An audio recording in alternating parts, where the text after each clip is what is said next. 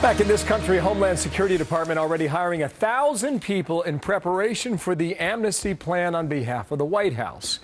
And they've already got some new office space, and a lot of it, too. Stephen Dinan's political editor of the Washington Times, who's on this story now. Steve, how are you? And welcome back to America's Newsroom. What's going on here? So as you said, they're planning on hiring. They've already run some of the ads. In fact, some of the ads are already expired, meaning they already have them hired. The day after the president's speech, Homeland Security advertised for hundreds of these positions, specifically saying these are positions to carry out the president's executive action. They also said they have space already located over in Arlington County, just south of Washington, D.C. That would suggest that this plan was in the works. And what does that suggest then, Stephen? Exactly. That suggests that the president was going to do this regardless of what House Republicans did. He kept saying, hey, House, you guys have a chance to do this one more time. You know, we're going to let you go ahead. If you do it, then good. If you don't, I'm going ahead. No, he was going to go ahead. He was going to get his way. Either it was the House was going to pass exactly what he wanted, or he was going to go ahead and have these folks do what he wanted anyway. So there's little doubt that he was going to get, I call it a temporary amnesty because they're free from deportation. He was going to get his temporary amnesty one way or the other. One very other interesting thing about this, if you look at the staffing of the 1,000 or so positions they've advertised for, only 7 of them are actually fraud detection staff, which suggests that less than 1% of these people are going to be charged with actually trying to spot fraud in the millions of applications they're getting. I find that very striking. What will they be doing then? What will be the job?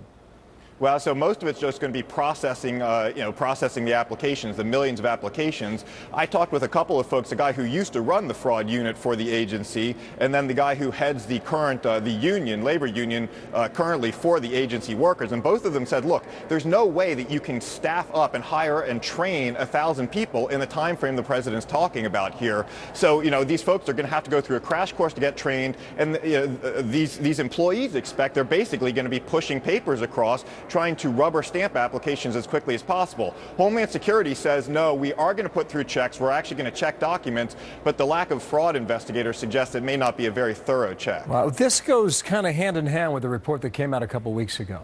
Wasn't there a request from the White House to print 4 to 4.5 million? What was it? What was it? Licenses or applications, or what was it for illegals? It was work permit documents, which are exactly what we now learn. They want to issue up to 5 million work permits along with the halt for deportations. No, that was a very early signal that they had intended to do this. So yeah, no, we had those inclinations early on. Another inclination, they meant to do this. They were going to get their way regardless of whether Congress cooperated or not. And regardless of whether or not, no matter how the election turned out, as you point out. Jeff Sessions, Republican senator from Alabama, says this, quote, "This facility is a clear symbol of the president's defiance of the American people, their laws, and their Constitution. He is hiring federal employees to carry out a directive that violates the laws that Congress has passed in order to foist on the nation laws Congress has repeatedly refused to pass. Can Congress turn this around?" Well, they're going to take a first step today. The House is going to pass a bill. It's not going to go anywhere in the Senate, but this is the official statement of disapproval of the president's actions.